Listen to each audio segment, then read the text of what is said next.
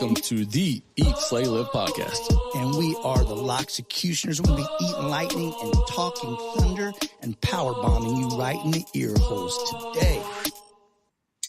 Welcome to the Daily Grow with myself, Todd Lox, the People's Champion. Touch the microphone, drink. Don't forget, at the end of the week, we're going to be covering a couple parts of how to win friends and influence people.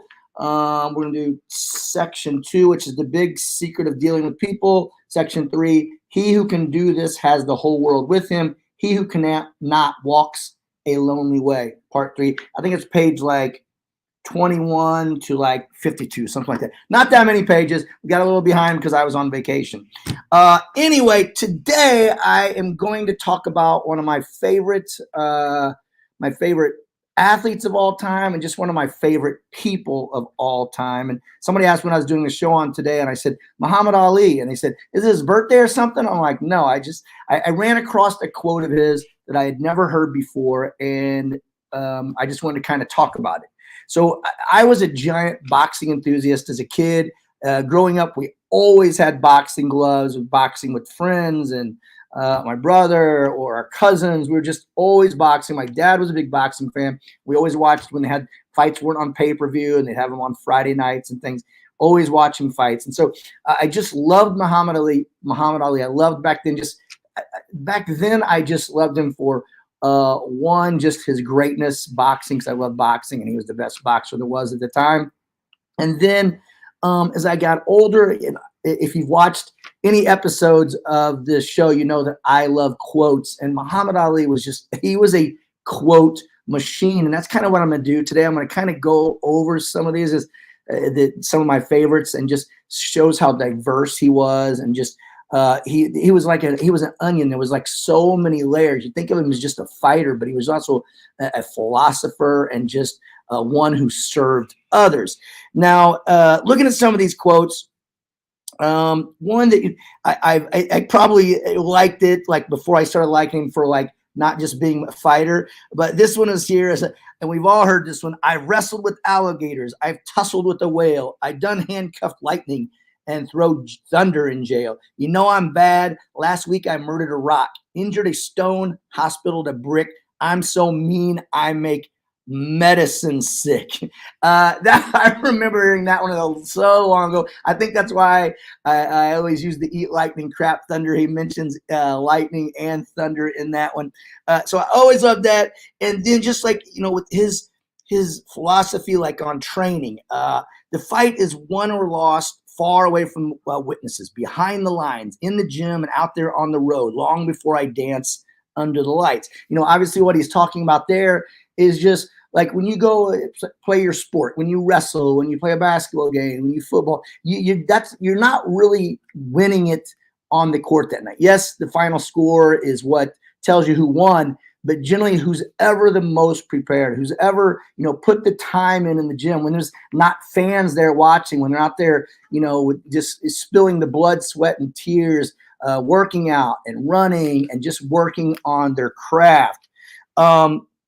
Move down to the next one. Same thing, kind of along the same philosophy. I hated every minute of training, but I said, don't quit, suffer now, live the rest of your life as a champion. Same sort of thing then was that last quote. He hated the training. And I think most of us do, whether you're training for your sport or you're training for life. Most of us, like when I get to go work out every day, it's like, I don't love going and doing it. I love that feeling as when I get done and I'm accomplished, but going there, it's tough. But, as he says, live the rest of your life as a champion, whether it's a champion of your sport, or I like to think of it as a champion of my life. I'm in the best shape. I'm the best version of myself. Go down here to number 10. Now these are where he kind of starts getting into kind of life philosophies that I love. He says, don't count the days, make the days count. Don't count the days, make the days count. I think a lot of us get sucked into, it's Tuesday, only got, 3 more days to the weekend. It's almost Friday, it's almost the weekend.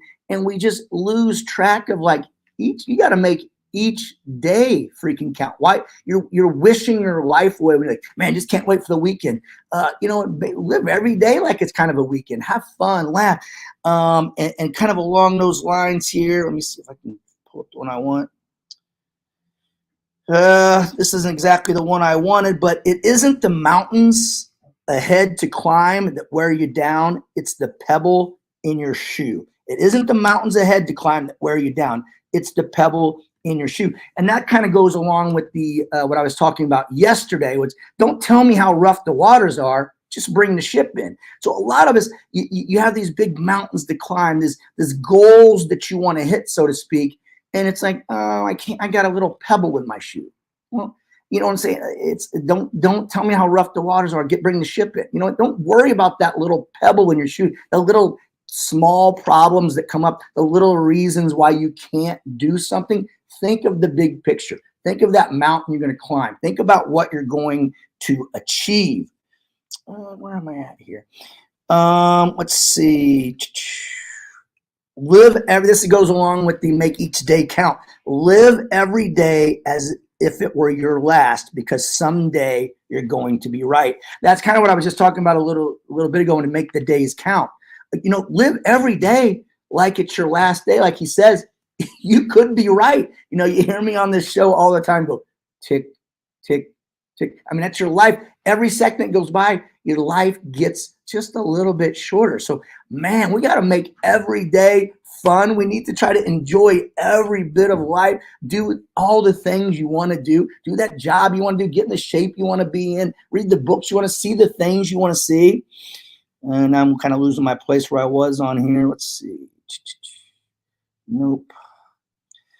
I love this one. Okay. And I don't know if I'm gonna bring this up, but I have a tattoo that says pray big. I'm a big believer in prayer, and so was Ali. And I love this right here. It goes along with the pray big. This is him talking about all his critics and the press before he was getting ready to fight George Foreman. He said, "You told everybody I don't have a chance. You told them I don't have nothing but a prayer. Chump, all I need is a prayer, because if that prayer reaches the right man, not only will George Foreman fall, mountains will fall." Man, that seriously, chills. That gives me chills. You can't really see them, probably just my biceps. But that gives me, talking about, they said to him, because George Foreman was a giant favor, and that's the fight where Ali used a rope-a-dope. And they said, you don't have a prayer. You don't have a prayer against Foreman. He's going to kill you. And you know what?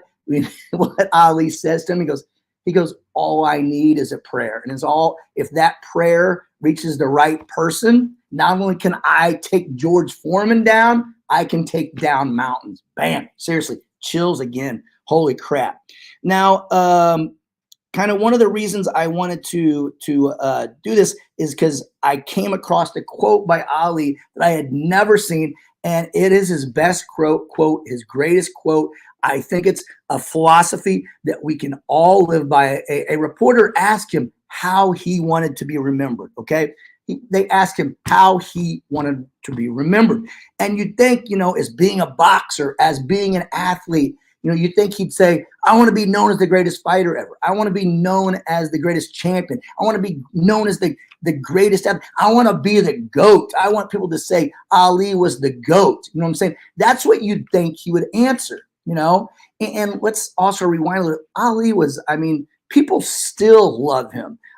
He hasn't competed in boxing. God, I don't know how many decades it's been, but people still talk about him as the GOAT and love him. He's you can say so and so is the most popular in the world, but I would think even after he hasn't competed in so long, people still talk about Muhammad Ali. And so this was the quote.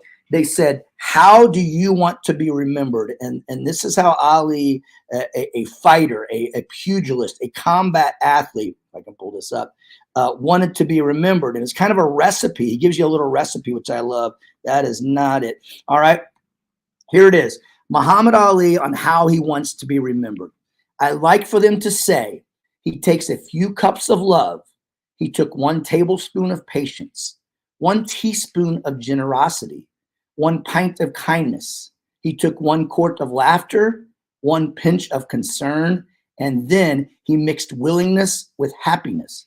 He added lots of faith and he stirred it up well. Then he spread it over a span of a lifetime and he served it to each and every deserving person he met.